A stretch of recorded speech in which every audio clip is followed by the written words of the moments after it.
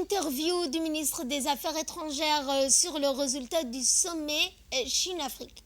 Il y a quelques jours de cela s'est tenu le sommet 2024 du Forum sur la coopération sino-africaine, le FOCAC, un rendez-vous stratégique pour l'avenir des relations entre l'Afrique et la Chine. À cette occasion, nous avons rencontré le ministre des Affaires étrangères de la coopération internationale, Mahmoud Ali Youssouf, pour discuter des résultats de ce sommet. Le président de la République a participé à la tête d'une forte délégation au sommet du FOCAC, c'est comme ça que ça s'appelle. C'est le forum de partenariat entre l'Afrique et la Chine.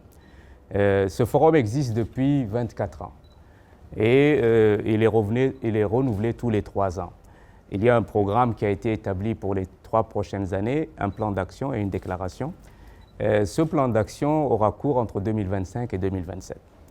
Les annonces qui ont été faites et les initiatives qui ont été proposées par le président chinois Xi Jinping tournent autour d'abord d'un montant qui a été annoncé, 50 milliards de dollars quand même, dont 29 milliards pour les prêts et afin de construire un certain nombre d'infrastructures sur le continent, 11 milliards sous forme de dons pour pouvoir justement aider les États africains à développer leur secteur agricole, secteur de l'éducation, secteur de la santé, etc. Et à peu près 10 milliards pour encourager les entreprises chinoises à investir sur le continent africain. Maintenant, sur le plan bilatéral, qu'est-ce que la République de Djibouti tire, n'est-ce pas, de ce partenariat avec la Chine? Et c'est l'objet de votre question. Ce qu'il faut savoir, c'est que Djibouti fait partie de ce qu'on appelle une route, une ceinture. L'initiative chinoise pour développer le commerce mondial. Djibouti est une étape importante dans le cadre de ce qu'on appelle aussi la route de la soie. Qu'est-ce que cela veut dire? Qu'il y a un certain nombre d'infrastructures qui doivent être développées pour pouvoir justement être un maillon, un chaînon important de cette, je dirais, initiative, une route, une ceinture. Quelles sont les infrastructures qui ont été développées ces dernières années pour pouvoir justement jouer ce rôle? D'abord, il y a eu le DMP, qui est un port de standard et de classe internationale, le port de marchandises, bulk. Nous avons développé le chemin de fer, une ligne de chemin de fer électrifiée entre Addis et Djibouti. Nous avons développé la zone internationale, n'est-ce pas, la zone franche internationale. Ce sont des infrastructures qui seront, je dirais, les soubassements et le fondement de ce partenariat que la Chine entretient avec Djibouti. Nous sommes en train de développer le port de Damerjog, qui est un nouveau terminal pétrolier. Nous avons déjà, grâce aux prêts chinois, développé le port minéralier du Goubet, qui a besoin d'être opérationnalisé pour l'exportation du sel. D'ailleurs, nous avons signé un accord pour pouvoir justement exploiter et exporter non seulement le sel et ses dérivés. À l'heure actuelle, il y a quand même la bromure qui est exportée, prochainement la soude caustique, etc., etc. Donc, un port minéralier dans l'ouest du pays et le port de Tadjoura qui est donc au nord du pays. Et ce sont des financements chinois.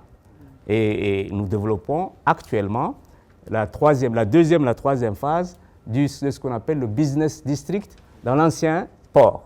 Vous avez l'hôtel intercontinental. C'est la première phase. Et donc, la coopération entre la Chine et Djibouti est une coopération qui s'inscrit sur le long terme. C'est une coopération qui permettra à notre pays de pouvoir jouer son rôle en tant que hub logistique, commercial, maillon important de l'initiative Une route, une ceinture et de la route de la soie. Donc, c'est tout bénéfice et nous pensons que la Chine et Djibouti ont je dirais, des perspectives intéressantes à l'avenir. J'aimerais ajouter à cela que lors des entretiens entre les deux présidents, le niveau de partenariat entre la Chine et Djibouti a été rehaussé à ce qu'on a appelé un partenariat global dans tous les secteurs. Et ce partenariat global rehaussé va ouvrir pour notre pays des perspectives nouvelles. Ceci pour la coopération et le partenariat avec la Chine. Maintenant, quoi de concret, vous allez me dire, dans le cas des 10 initiatives qui ont été annoncées? Il y a par exemple des hôpitaux qui seront construits. Actuellement, l'hôpital de Tadjoura est en train d'être finalisé. C'est un financement sous forme de dons chinois. Il y a des équipes médicales qui travaillent à Djibouti. Et la Chine a annoncé plus de 1000, n'est-ce pas, projets pour le bien-être social, dont, n'est-ce pas, des hôpitaux, des cliniques, etc. Ils ont annoncé 2000 professionnels médicaux chinois qui vont être dispersés ou dépêchés sur le continent africain.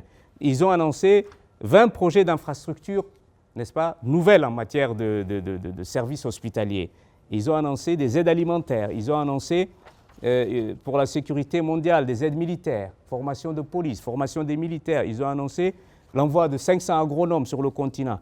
Vous voyez que la coopération entre l'Afrique et la Chine est une coopération tangible, qui a de la substance, et que notre pays s'est positionné pour être l'un des bénéficiaires de cette coopération. Pour cela, nous avons présenté des avantages comparatifs pour faire en sorte que Djibouti soit vraiment un maillon, un pachas obligé de la route de la soie. Je veux surtout vous parler de la spécificité des accords que nous avons signés avec la Chine. Vous savez que la Chine Djibouti est le seul pays qui abrite une base logistique navale chinoise, donc le seul pays en Afrique.